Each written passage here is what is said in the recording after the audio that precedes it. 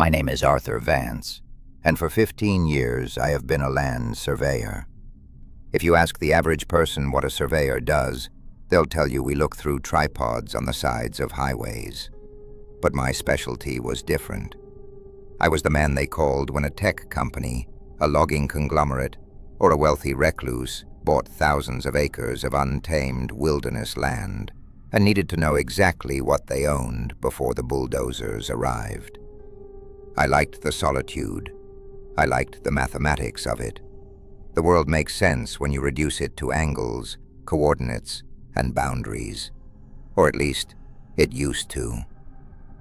The contract arrived on a Tuesday in late October. It didn't come through my usual agency.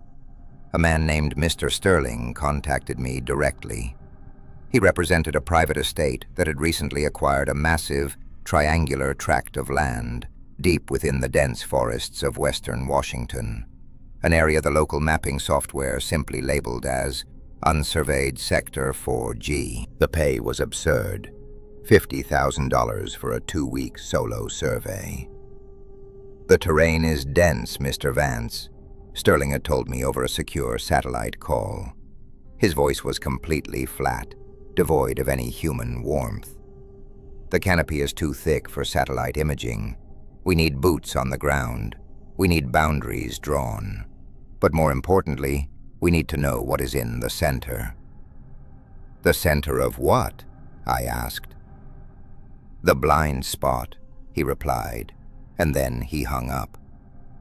The next day, a courier delivered a rugged, waterproof case containing a high-end GPS total station, a set of physical topographical maps from 1954, and a digital drive with the coordinate boundaries. When I loaded the coordinates into my software, my computer threw an error code. The shape wasn't a standard polygon. According to the data, the boundaries of the property shifted by fractions of a degree, depending on the time of day the data was recorded. I assumed it was a software glitch, a corrupted file. I packed my truck with enough freeze-dried rations for 2 weeks.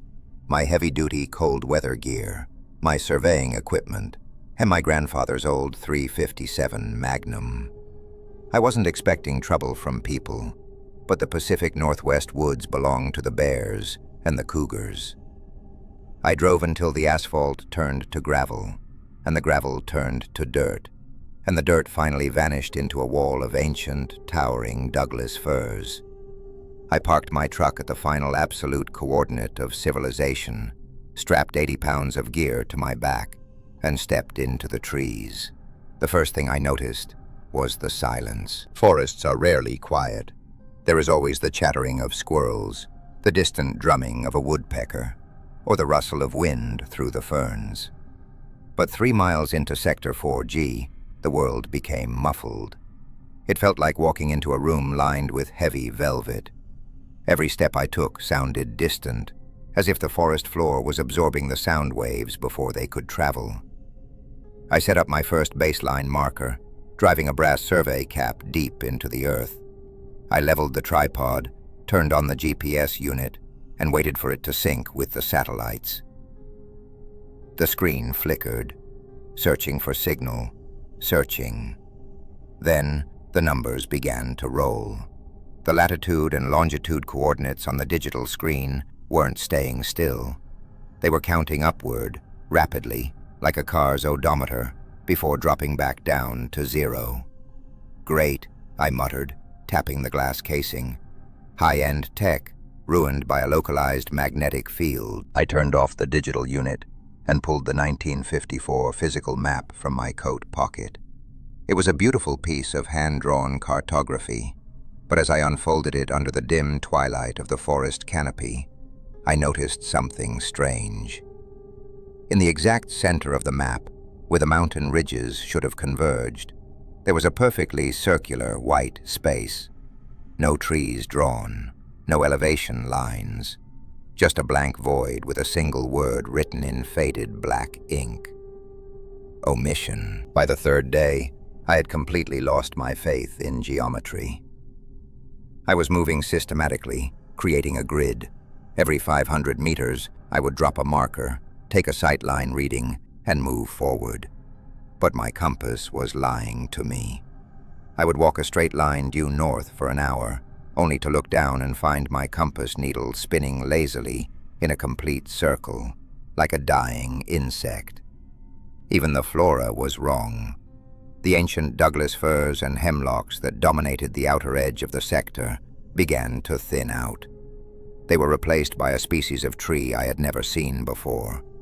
Their bark was a bruised, dark charcoal gray, completely smooth to the touch, and devoid of any moss or lichen. In Washington, everything is covered in moss. It's the law of the jungle up here. But these trees were pristine, sterile, and they grew too perfectly. As I walked between them, I realized they weren't scattered by nature. They were planted in flawless geometric rows. If I stood at a specific angle, I could look down a corridor of smooth black trunks that stretched out into the gloom for as far as the eye could see. I stopped to take a sample of the wood. I pulled my hunting knife and struck the bark of a smooth charcoal tree. The blade didn't bite into the wood. Instead, a dull metallic clink echoed through the silent forest. It felt like striking a lead pipe wrapped in leather. I ran my fingers over the spot where the blade had hit. There wasn't a scratch, but my fingers came away wet. Not with sap, but with a thin, oily black fluid that smelled faintly of old television static and ozone. Dread, cold and sharp, began to pool in my stomach. I looked around, suddenly realizing how far I was from my truck, how far I was from anyone. I decided to head back to my base camp for the night. I turned around, following my own footprints in the damp earth. I walked for 20 minutes, keeping my eyes glued to the ground, watching for the orange flagging tape I had tied to the ferns. I didn't find the tape. I found something else. I walked right into a small clearing and froze. In the center of the clearing stood my own orange tripod. My own brass marker was driven into the dirt. But this was the marker I had set on day 1, 3 miles back. I looked down at my boots. My footprints didn't lead away from this spot. They led into it from the opposite direction. I'd walked in a mathematically perfect straight line, without turning, yet the forest had bent space around me, depositing me right back at the beginning. The sun was dropping below the horizon now, and the twilight was bleeding into a thick, suffocating darkness. The air grew freezing cold within minutes. I scrambled to pitch my tent right there next to the baseline marker. I didn't build a fire. For some reason, the thought of striking a match in these woods felt like shouting in a graveyard. It felt like inviting something to look at me. That night, inside my sleeping bag, I didn't sleep. I listened. At exactly 2:14 a.m., the silence ended. It wasn't an animal sound. It was a low, resonant hum. It felt like it was rising up from the bedrock deep beneath my tent. A steady, vibrating frequency that vibrated in my teeth. And then came the clicking. It sounded like a massive, old-fashioned grandfather clock, but the sound was coming from the trees themselves. Millions of wooden trunks, echoing a synchronized mechanical rhythm into the night. I pulled my grandfather's magnum out of its holster and held it against my chest, staring at the nylon ceiling of my tent until the sky turned gray. On the 5th day, I stopped trying to map the land. I was just trying to find the edge of it. But no matter which direction I walked, the smooth, charcoal-colored trees kept pacing me, keeping me trapped in their geometric grid. Around noon, the fog rolled in. It wasn't the damp, misty fog of the coast. This was a thick, dry, white wall that smelled of dry cleaning chemicals. It restricted my vision to less than 10 feet. I tied a rope to my pack and anchored it to a tree, walking out into the whiteout, just trying to find a change in the elevation. Suddenly my boot struck something solid and flat. I dropped to my knees and brushed away the dead leaves and damp pine needles. It wasn't rock, it was concrete. A perfectly poured, smooth gray concrete sidewalk, complete with expansion joints. In the middle of an uncharted forest, miles from the nearest logging road. I followed the sidewalk. The fog seemed to part slightly around it, creating a narrow tunnel of visibility. The sidewalk led to a curb. The curb gave way to a flawless black asphalt road. There were yellow lines painted down the center, bright and fresh, as if the road striping truck had passed through just an hour ago. I stood in the middle of the asphalt, my heart hammering against my ribs like a trapped bird. "This isn't real," I whispered aloud. My voice sounded flat, completely deadened by the fog. I walked along the yellow line. 50 yards down the road, a shape materialized out of the white mist. It was a house. It was a perfectly manicured 2-story suburban home, straight out of a 1950s architectural magazine. It had a white picket fence, a green lawn that looked entirely too vibrant, and a brick chimney. There were curtains in the windows. A tricycle sat on the front porch, its red paint gleaming under the pale, diffused light of the hidden sun. I approached the fence. The grass looked real, but when I stepped onto it, it didn't give way. It didn't sink. It felt like walking on a tightly woven wool carpet over concrete. I bent down and pulled at a blade of grass. It didn't break. It didn't have roots. It was molded, green polymer. I walked up the porch steps. The wood didn't creak. I reached out a trembling hand and knocked on the heavy oak front door, the same metallic sound as the trees. The door wasn't wood. It was painted metal, heavy and hollow. I grabbed the brass doorknob. To my horror, it turned effortlessly. The door swung inward with a soft hiss, like a seal breaking on a pressurized chamber. The interior of the house was entirely dark, but the smell that drifted out made me gag. It smelled of old library paste, formaldehyde, and copper. I pulled my flashlight from my belt and clicked it on, casting a beam of white light into the hallway. The house was fully furnished. There was a floral wallpaper on the walls, a telephone on a small hallway table, and a coat rack with a beige trench coat hanging from it. But as I walked into the living room, the uncanny nature of the place became unbearable. The television set in the corner was a massive wooden console model from the late 50s. The furniture, the sofa, the armchairs looked pristine, but when I touched the fabric of the sofa, it was stiff. It felt like canvas coated in resin. I looked closer at the wallpaper. The floral pattern wasn't printed. Upon close inspection with my surveyor's magnifying loupe, I realized the flowers were thousands of tiny, repeating lines of binary code and microscopic geometric symbols, printed so closely together that from a foot away, they looked like roses. I walked over to the dining room table. A family dinner was set. 4 plates, 4 sets of silverware. In the center of the table sat a porcelain bowl filled with fruit. I picked up a waxen yellow banana from the bowl. It was heavy. Too heavy. I turned it over. Embedded into the underside of the artificial fruit was a small silver plate with a serial number stamped into it. Property of the Department of Standards and Measurements. Do not remove. Suddenly the telephone in the hallway began to ring. The sound was deafening. In that quiet, dead house, the sharp, mechanical burring of the old rotary phone felt like a physical blow. I jumped backward, dropping the artificial fruit. It hit the floor with a heavy, metallic thud. I stood in the doorway between the dining room and the hall, my flashlight beam shaking violently against the wallpaper. Every instinct screamed at me to run out the front door, to flee back into the fog, even if it meant getting lost among the black trees forever. But my feet wouldn't move. My eyes were locked on the black plastic receiver rattling on its cradle. On the 4th ring, I walked over to the table. I reached out, my hand trembling so badly I could barely trace the outline of the plastic. I lifted the receiver and pressed it to my ear.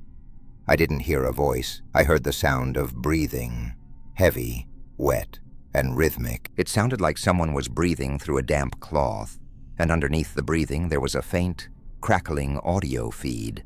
The sound of an old radio show, voices laughing, but the laughter was slowed down, pitched so low it sounded like the groaning of a dying animal. "Hello?" My voice cracked. The breathing stopped. A voice came through the line. It wasn't a human voice. It was a collage of words, stitched together from different radio broadcasts, different pitches, and different eras. A mechanical patchwork of dead sounds. "Surveyor, Vance," the phone rattled. "You are drawing the lines incorrectly." "Who is this?" I gasped, gripping my magnum with my left hand. "Is this Sterling? What is this place?" "The boundary must hold," the voice replied. The words were followed by a burst of loud, agonizing white noise that made me pull the receiver away from my ear. When I put it back, the voice was different. It sounded like an automated weather broadcast. "Tonight's forecast for Sector 4G, 0 degrees Kelvin. Atmospheric pressure, absolute. The subject, Arthur Vance, is currently located at coordinate anomaly point Alpha. Please remain stationary for retrieval." I slammed the receiver back onto the cradle. At that exact moment, the television set in the living room clicked on. The screen didn't show a channel. It hummed with a bright, blinding display of black and white static. The high-pitched whine of the cathode ray tube filled the house, vibrating through the floorboards. Through the static, a shape began to form. It was a silhouette of a man standing in front of a camera. The silhouette raised a hand and pointed directly through the screen, directly at me. I didn't wait for whatever was coming next. I turned and bolted out the front door. I threw myself off the porch, crossed the polymer lawn, and sprinted down the asphalt road into the dry, white fog. I ran until my lungs burned, until the air felt like liquid nitrogen in my throat. As I ran, the streetlights above me, tall, rusted iron poles that I hadn't noticed before, began to flicker to life, one by one. But they didn't cast yellow or white light. They glowed with a deep, sickly, ultraviolet purple. Under the purple light, the fog didn't look white anymore. It looked like a living, swirling mass of black dust, crawling across the asphalt like millions of microscopic insects. I looked behind me. Emerging from the fog, walking down the center of the road, were shapes. They walked with a strange, synchronized, jerky motion, like marionettes on invisible strings. They were dressed in 1950s suits and dresses, but their faces were completely blank. No eyes, no noses, no mouths. Just smooth, pale skin stretched over hollow bone. And they were moving faster than any human could run. I plunged off the asphalt and back into the forest. I didn't care about my tent. I didn't care about my equipment. I only cared about survival. The smooth black trees seemed to shift as I ran between them. The corridors were closing.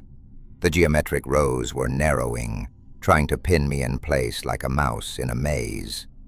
The mechanical ticking of the trunks was deafening now, a frantic, high-speed clicking that sounded like millions of Geiger counters inside a nuclear reactor. I tripped over a root, or something that felt like a thick metal cable hidden beneath the dirt, and went flying forward. My flashlights shattered against a tree trunk, plunging me into absolute darkness. I scrambled backward against the smooth bark of a tree, putting my .357 Magnum. My breath came in ragged, terrified gasps. The forest was dark, but the ultraviolet glow from the distant streetlights still bled through the upper canopy, casting long, surreal shadows through the rows of black trees. I heard them coming. The sound of their footsteps wasn't the rustle of leaves. It was the heavy rhythmic thud of hard plastic heels hitting a linoleum floor. They were spread out in a perfect military skirmish line, walking through the trees, searching the grid. I held the gun with both hands, aiming into the shadows. "Stay back!" I screamed. "I'll shoot! I swear to God I'll shoot!" The footsteps stopped. From 30 feet away, out of the purple-tinted shadows, one of the featureless figures stepped into view. It was wearing a pristine summer dress, but its limbs were too long. Its elbows bent at angles that should have broken the joint. The figure leaned its head to the side, as if listening to me. Then, the skin in the center of its smooth, blank face began to tear. It didn't open a mouth. The flesh simply split apart, like old paper, revealing a hollow interior lined with thousands of tiny, vibrating copper wires. From that horrific cavern of a throat, my own voice echoed back to me. "Is this Sterling? What is this place? Stay back. I swear to God I'll shoot." I lost my mind. I pulled the trigger. The Magnum roared, a deafening blast of orange fire that lit up the forest for a fraction of a second. The bullet struck the figure dead in the chest.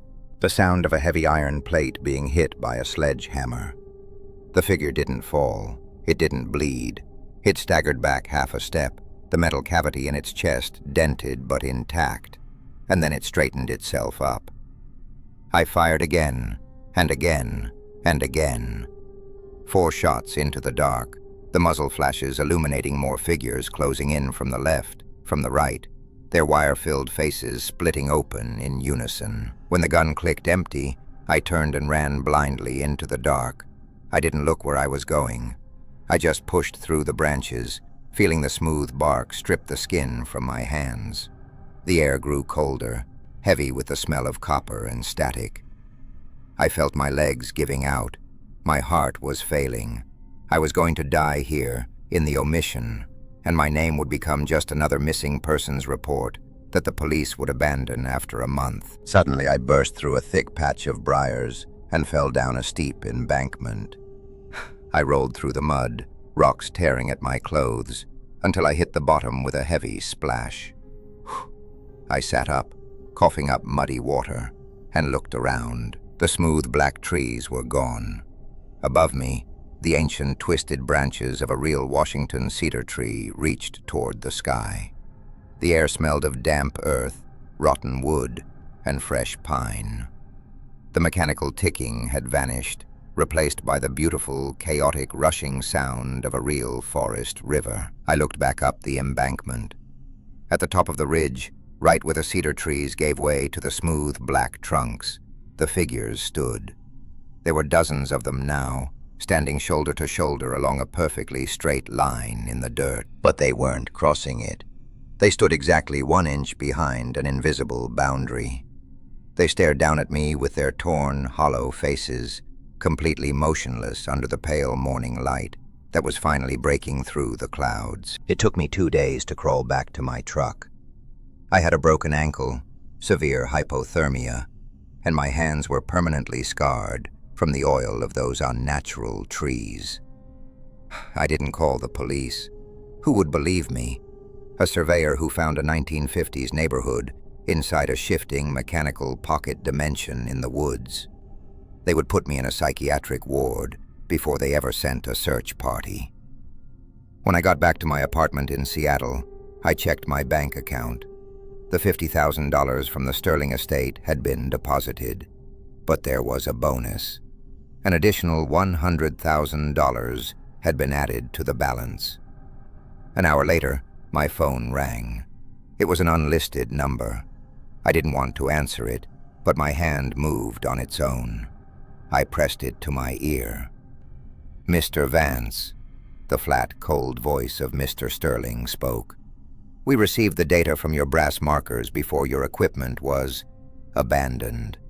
Your measurements were highly useful." "What is that place?" I shook, tears of anger and fear welling in my eyes. "What did you put me in?" "We didn't put you anywhere, Mr. Vance," Sterling replied.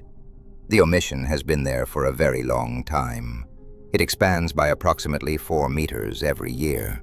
We simply needed an expert to tell us where the new edge is, so we know where to build the next fence." "I'm going to the press," I hissed. "I'm going to tell everyone." There was a long pause on the line. Then, the sound of rhythmic, wet breathing returned to the audio feed. "You can try, Arthur." Sterling's voice shifted, suddenly sounding exactly like my own voice again. "But if you look at your map again, you will find that your apartment building is already within the new coordinates. Sleep well." The line went dead. I ran to my window and threw open the blinds.